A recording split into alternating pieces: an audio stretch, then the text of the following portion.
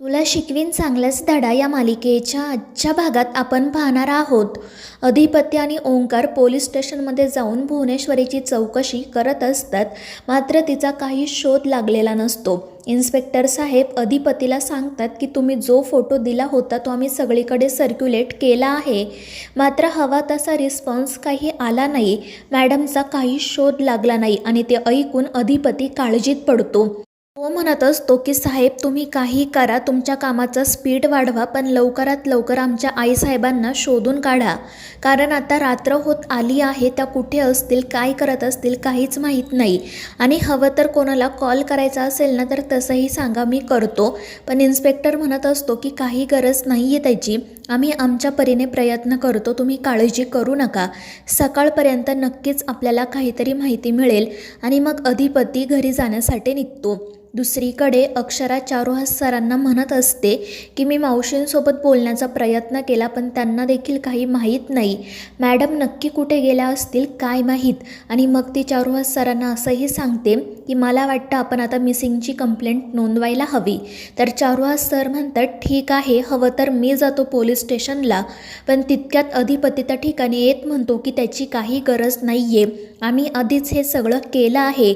आणि मग तो चारुहास सरांना सांगतो की जेव्हा आमच्या आईसाहेब घरी येतील ना तेव्हा त्यांच्याशी कोणताही वाद घालायचा नाही, त्यांच्याशी बोलायला सुद्धा जायचं नाही, नाहीतर आमच्या इतकं वाईट दुसरं कोणीही नसेल. आणि तो रागातच तेथून निघून जातो. आणि अधिपतीचं असं वागणं बोलणं बघून चारुहास सरांना खूप वाईट वाटतं. ते अक्षराला म्हणत असतात की हा अजून स्वतःच्या बापाची किती परीक्षा बघणार आहे काय माहीत.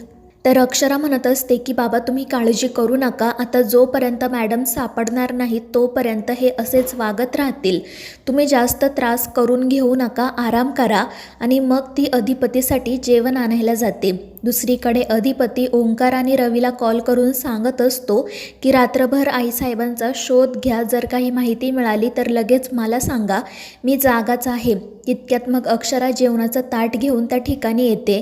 अधिपतीने दिवसभर काही खाल्लेलं नसतं, त्यामुळे ती त्याला जेवण करण्याचा आग्रह करते. मात्र अधिपती म्हणत असतो की मास्तरीनबाई आम्हाला तहान भूक काही लागलेली नाही आहे, जर तुम्हाला भूक लागली असेल तर तुम्ही जेवण करून घ्या. आणि तो घरातून बाहेर पडतो. त्यानंतर मग दुसऱ्या दिवशी सकाळी चारुहास सर चारुलताच्या फोटोसोबत बोलत असतात. ते म्हणत असतात की मी या घराच्या चांगल्यासाठी जे पाऊल उचललं होतं ते पाऊल आता मला पुन्हा मागं घ्यावं लागणार आहे. मला खरंच माहीत नव्हतं की अधिपतीच्या मनात त्या भुवनेश्वरीची पाळंमुळं एवढी खोलवर रुजलेली आहेत. मी अधिपती आणि अक्षराचा संसार वाचवण्यासाठी हे सगळं केलं, मात्र माझ्या अशा वागण्यामुळे आता त्याच दोघांमध्ये नवीन वाद निर्माण झाला आहे. दुसरीकडे अक्षरा देवीसमोर हात जोडून उभी असते आणि लवकरात लवकर भुवनेश्वरी सापडावी म्हणून प्रार्थना करत असते. त्यानंतर अधिपती त्या ठिकाणी येतो, देवीचा आशीर्वाद घेतो आणि काही न बोलताच तेथून जाण्यासाठी निघतो. अक्षरा त्याला थांबवत विचारते तुम्ही बाहेर चालला आहात का. आणि त्यावर तो रागातच म्हणतो की तुम्हाला दिसत नाही आहे का. तर अक्षरा म्हणते मग निदान चहा तरी घ्या, तुम्ही कालपासून काही खाल्लेलं नाही आहे. पण अधिपती नकार देतो आणि घरातून बाहेर पडतो. त्यानंतर मग अक्षरा ओंकारला कॉल करून अधिपतीने नेमक्या कोणत्या पोलीस स्टेशनमध्ये कंप्लेंट नोंदवली आहे याची चौकशी करते आणि ती त्या ठिकाणी जाण्यासाठी निघते. दुसरीकडे अधिपती आणि ओंकार त्या पोलीस स्टेशनमध्ये आलेले असतात.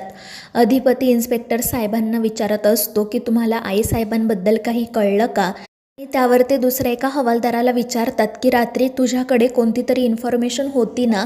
त्यावर तो सांगतो की हो साहेब, मात्र ती इन्फॉर्मेशन भुवनेश्वरी मॅडमची नव्हती, एका वेगळ्याच बाईची होती. तर अधिपती म्हणत असतो की तुम्ही काहीतरी करा, पण आमच्या आईसाहेबांना शोधून काढा.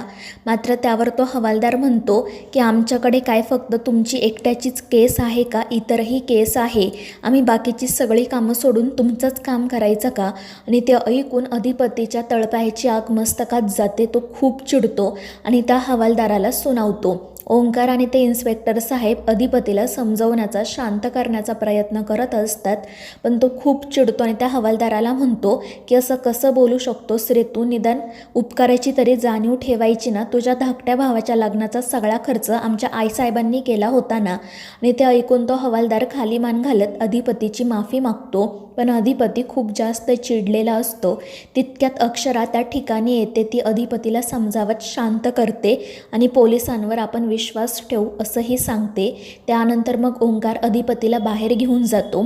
तर त्याच्या वागण्याबद्दल अक्षरा इन्स्पेक्टर साहेबांची माफी मागते आणि विचारते की तुम्ही मॅडमचा मोबाईल ट्रेस केला का? त्यावर ते सांगतात की त्यांचा मोबाईल बंद असल्यामुळे आम्हाला पुढे प्रोसेस करता येत नाही आहे, पण आम्ही आमच्या परीने प्रयत्न करतो आहे.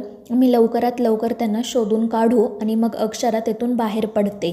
त्यानंतर ती अधिपती आणि ओंकारकडे जाते. ती अधिपतीला म्हणत असते की जर तुम्ही असंच वागत राहिलात ना तर आपल्या पुढील प्रॉब्लेम्स अजून वाढतील आणि पोलिसांची यंत्रणा आपल्यापेक्षा मोठी आहे, आपण त्यांच्यावर विश्वास ठेवू. आणि मग ती ओंकारला देखील म्हणते की आपण एकाच ठिकाणी मॅडमला शोधायला नको, आपण वेगवेगळ्या दिशांना जाऊ. तुम्हाला असं वाटतंय ना की ज्या ठिकाणी मॅडम असतील त्या ठिकाणी जाऊन तुम्ही शोधा.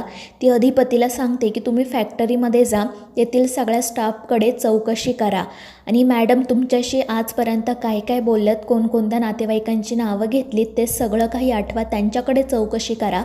मी सुद्धा शाळेत जाते, तेथील लोकांकडे चौकशी करते. आणि त्यावर ओंकार हो म्हणून लगेच तेथून जाण्यासाठी निघतो.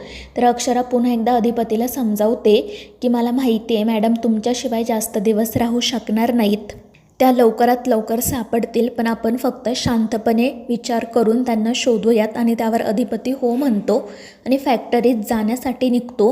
पण अक्षराच घाबरलेली असते. ती मनाशी म्हणत असते की मी यांना समजावलं आहे खरं, मात्र मॅडम खरंच कुठे असतील आणि त्यांना आता कसं शोधायचं. तर दुसरीकडे अधिपती फॅक्टरीमधील लोकांकडे चौकशी करत असतो. पण मागच्या 3-4 दिवसांपासून कोणाचाच भुवनेश्वरीसोबत संपर्क झालेला नसतो किंवा कोणीही तिला बघितलेलं नसतं.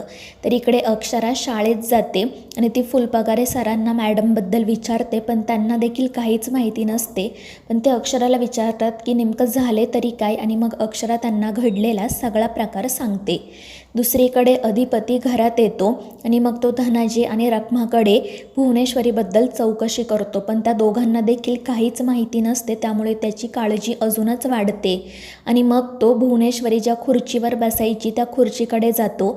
तो त्या खुर्चीकडे बघत असतो. तितक्यात मग दुर्गी आणि चंची त्या ठिकाणी येतात आणि त्या दोघीजणी अधिपतीच्या मनात अक्षराविषयी राग निर्माण करण्याचा प्रयत्न करू लागतात.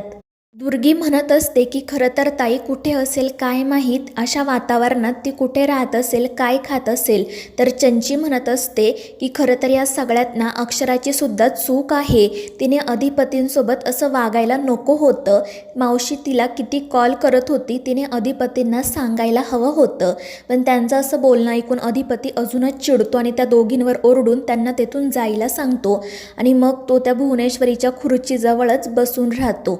दुसरीकडे अक्षरा शाळेतील शिक्षकांकडे चौकशी करत असते, पण त्यांनाही भुवनेश्वरीबद्दल काहीच माहिती नसते. आणि तितक्यात मग तिला विद्याचा कॉल येतो. विद्याताई तिला विचारत असतात की मी जे ऐकले ते खरं आहे का, तुझ्या सासूबाई खरंच घर सोडून गेल्यात का? आणि त्यावर अक्षरा म्हणते की हो आई. आणि मग ती विद्याला घडलेला सगळा प्रकार सांगते. तर मित्रांनो, या मालिकेच्या पुढील भागांच्या अपडेटसाठी आपल्या चॅनेलला सबस्क्राईब करा.